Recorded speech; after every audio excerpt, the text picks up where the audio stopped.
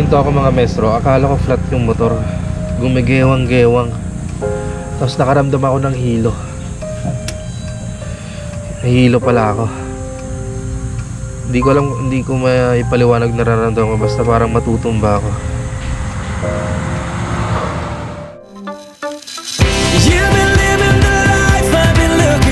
Start na Philippine Loop ko, ngayon lang ako naka-encounter na aksidente. Welcome home, Isabela! Hi! Woo! Yes sir! Isabela! Thy will be done! Welcome to Isabela. Isabela, thy will be done. We're trying. We've got to live a little.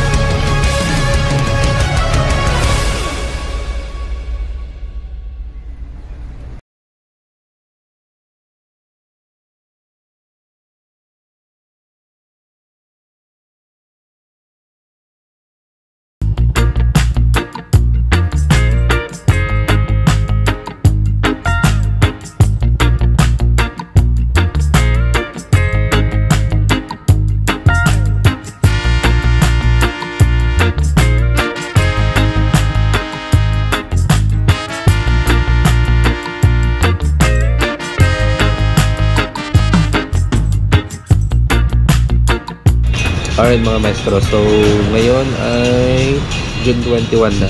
Kalis na tayo sa may Boracay. So time check is 10:12.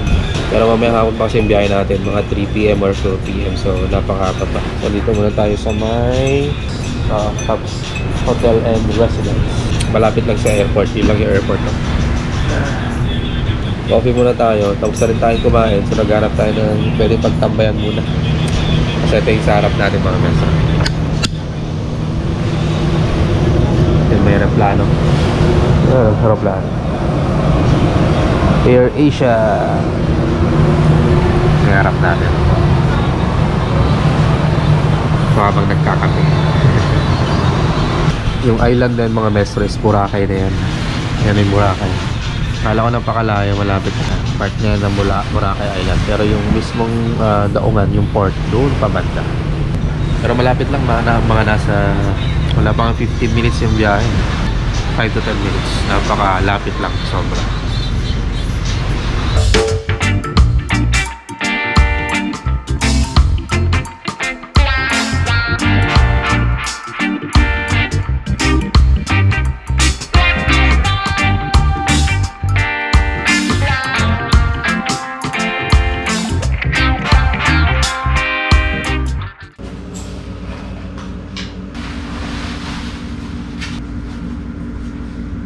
Good morning mga maestro. Day number 15?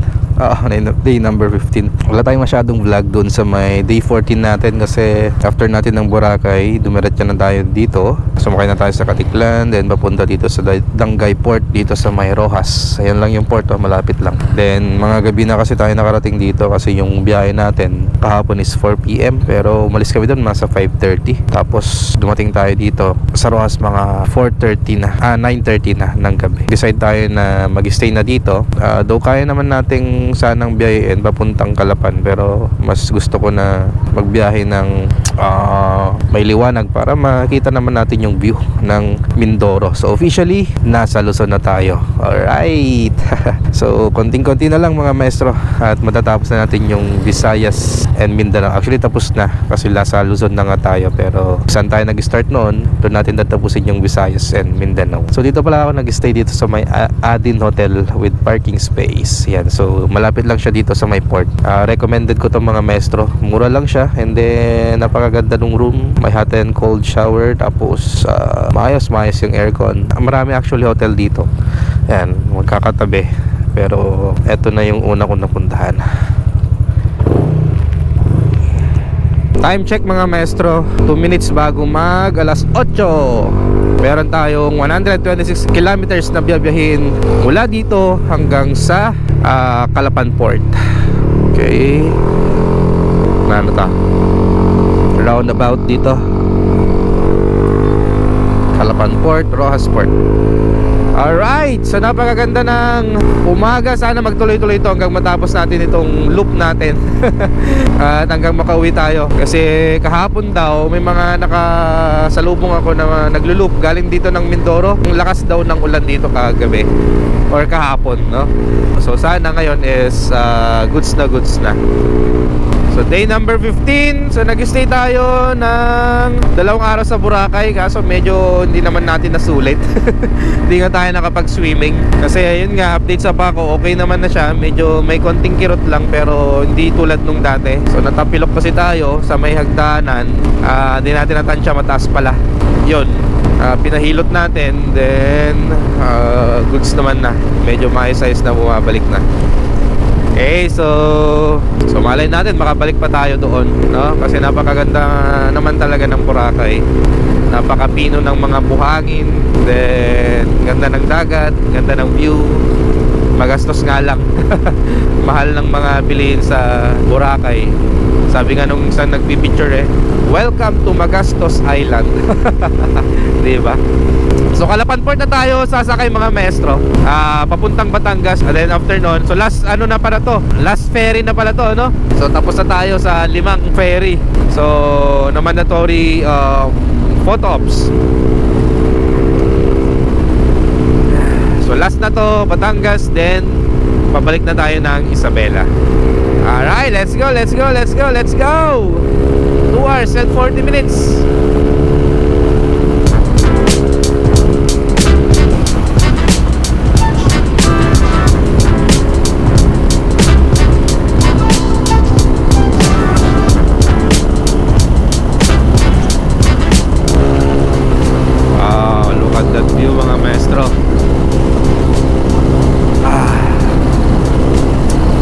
Morning view.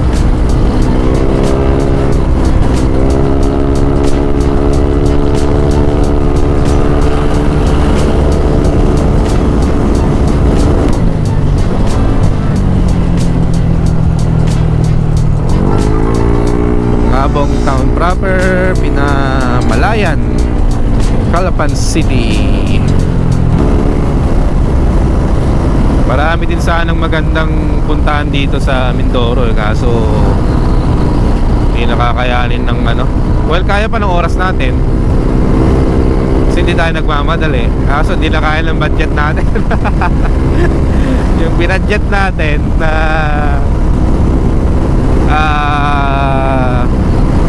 sige, sabihin ko na 60k is sobra na. Sumobra na. Hindi kaya. Well, nakadepende naman kasi yan sa spending habit mo. Pero ako napakatipid na in terms of pagkain, ganyan. Minsan isang beses lang ako makain sa isang araw. Tubig-tubig lang. Hindi naman tayo nagpe-breakfast. Pero the more na tumatagal kasi yung riding days mo, syempre nagpapamahal dyan is yung accommodation. Yun. Kung may matitirahan ka, matutuluyan ka na hindi ka magbabayad, mas okay. Pero kung magbabayad ka, yun yung talagang sa'yo, kakain ng budget mo. Yung gas kasi given na yan kahit na magtagal ka, yun pa rin at yun naman ang ano mo eh, ang konsumo mo. Pero na lang kung magsa side trip ka ng medyo malayo, so yun, dadagdag din yun.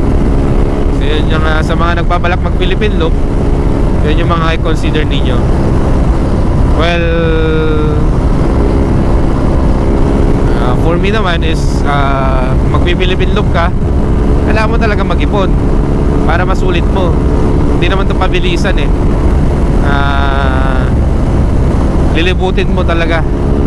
Goal dito is libutin yung magandang yung Pilipinas, makita kung ano yung ganda ng Pilipinas at makita, masilayan at ipakita yung ganda ng Pilipinas, diba? At ma-experience yung kultura na mga iba't ibang tao dito sa Pilipinas. Syempre, i-try yung mga pagkain nila, makamit tayo ng mga ibang tao. Thank you kam again, Bongabong siguro to. Yan, Municipality of Bongabong. So yun, so payo ko lang sa mga Philippine Loop is kailangan yung pag-ipunan.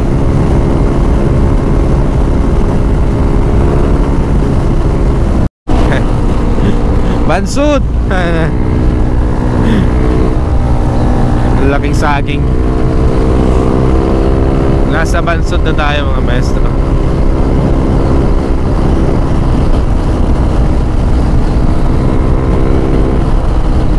Namalayan, paraiso ng Bahaghari. Kami siguro mga rainbow dito papakita.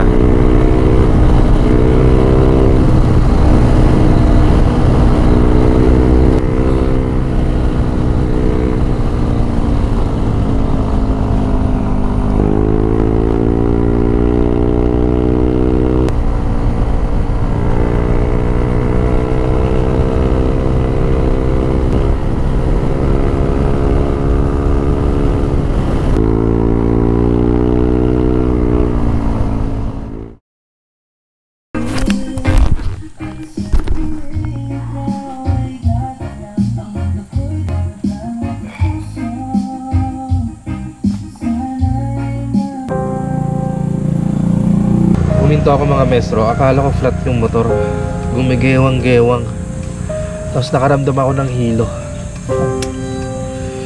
Nahilo pala ako. Hindi ko alam, hindi ko maipaliwanag nararamdaman ko, basta parang matutumba ako. Check ko yung gulong, hindi naman flat, ayos naman, tigas naman. Oh,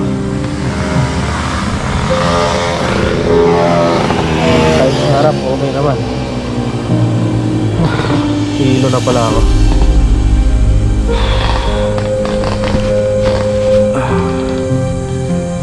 Gewang-gewang yung motor kanina eh. Buti na ito ko pa. Thank you Lord.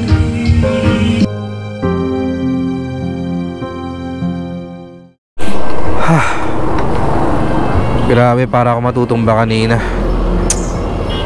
Akala ko flat, parang gumigewang sa likod. Tapos bigla akong na parang nahilo. Hindi ko may paliwanag. Para matutumba. Tuloy tayo mga maestro. Strong Republic.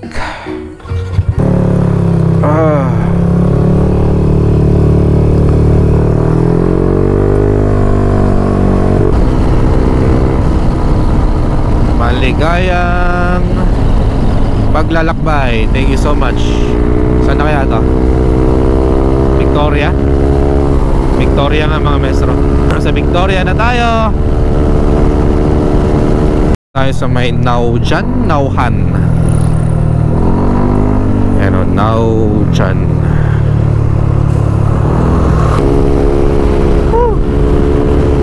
19 kilometers na lang mga maestro. Nasa port na tayo. Pero gusto ko munang kumain. Hindi tayo nakakainan.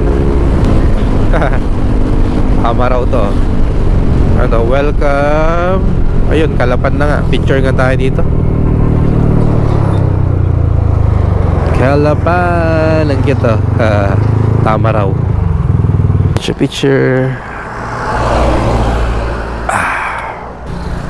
Calapan, founded in 1679. The capital of Oriental Mindoro, declared a component city on March 21, 1998. Okay, Fidel V. Ramos.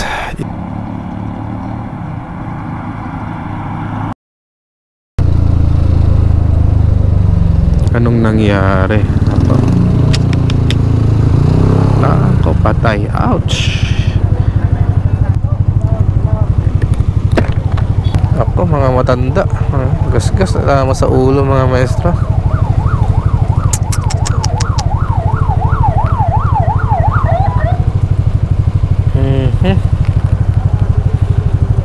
Layin nyo po ako, Lord, sa aksidente. Itong trailer siguro itong truck siguro yung nakasagi. Ito yung motor, NMAX.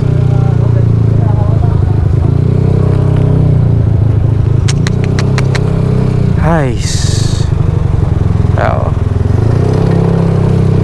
Saan?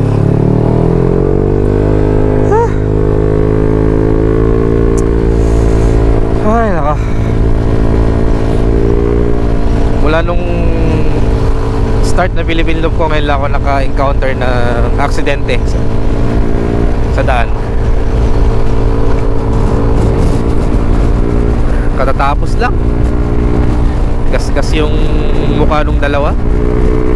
May helmet yung isa, kaso ano, ang tawag dito, face. Yun sinasabi ko, dapat full face. Ay, Lord, gabay niyo pa ako, Panginoon. 14 kilometers.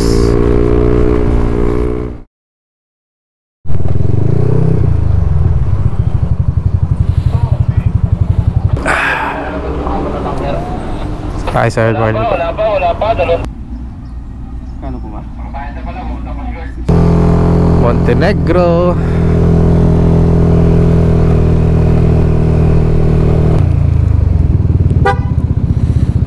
Ingat sir. Saan yung fast cut sir? Ha? Fast cut. Ano? Fast cut. Paskat? Paano ka ba? Papatangas ka na? Oo, Batangas. Kayo ba sir? Dito pa lang, mababa pa lang. Ay, pag ganun na kayo, pa Katiklan. Ilan kami? Ingat po. Sige, ingat.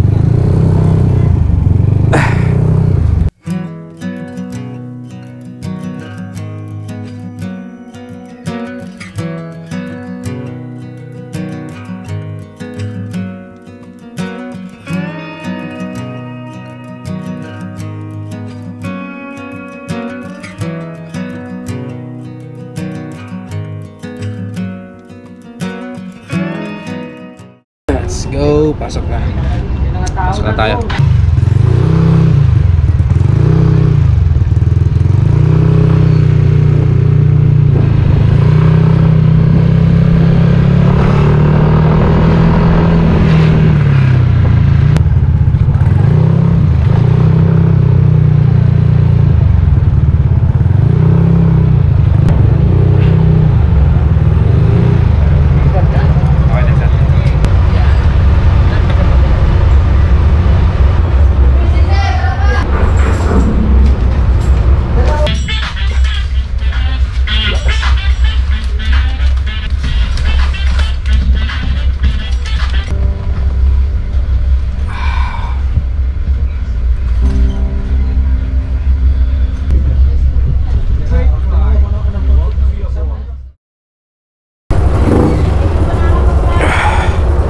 Alright, touchdown Batangas na tayo mga maestro.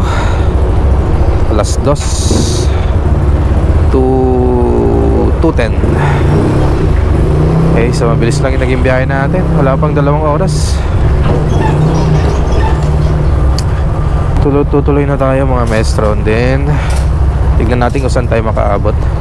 Kung kaya nating hanggang Isabela na, or plano ko kasi daanan ng highest point para konti na lang sa Luzon. Di na natin sasadyain yung highest point. Okay, thank you. Fast cut. napakalaking bagay, yung convenience sa biyahe. Ang kagandahan pa nito is 20% discount tayo sa Fastcat. Kaya thank you so much Fastcat and Philippine Loop.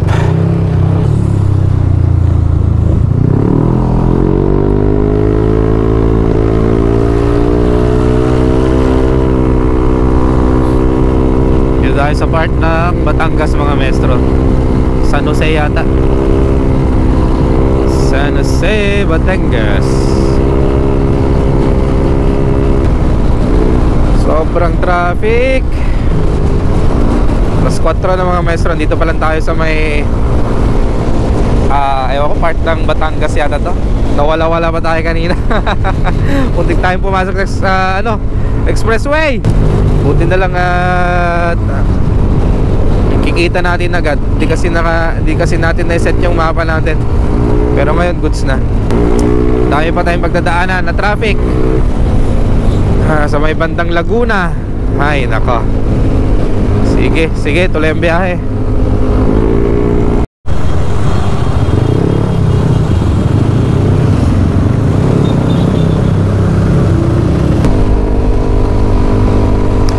Here we go. City driving, city lights.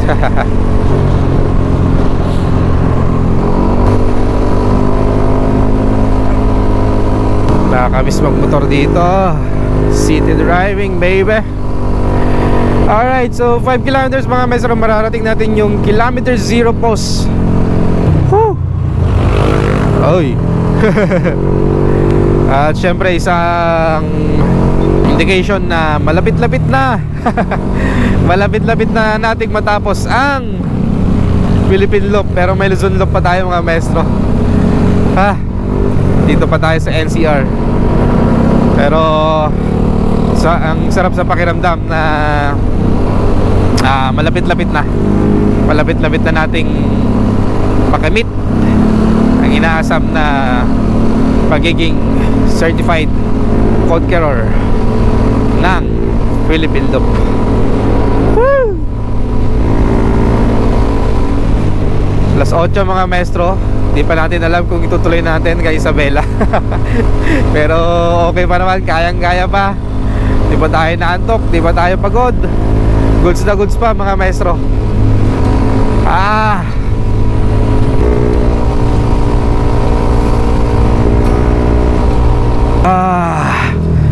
Kilometer 0 mga maestro. Beneath the starlit sky, our love's secret night, like leaves we soar so high. Beneath the moonlight, the soft touch your hand in mine gets me every time.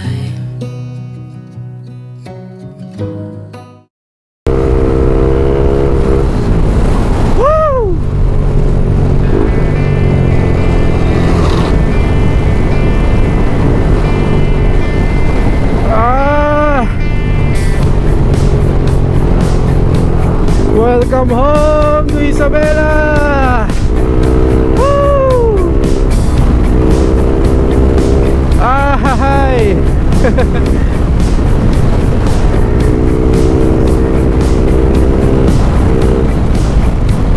Isabela! Di pa tapos ang loop natin, may Luzon loop pa tayo. Pero feeling ko tapos na. Woo! Woo! Napakasarap sa pakiramdam.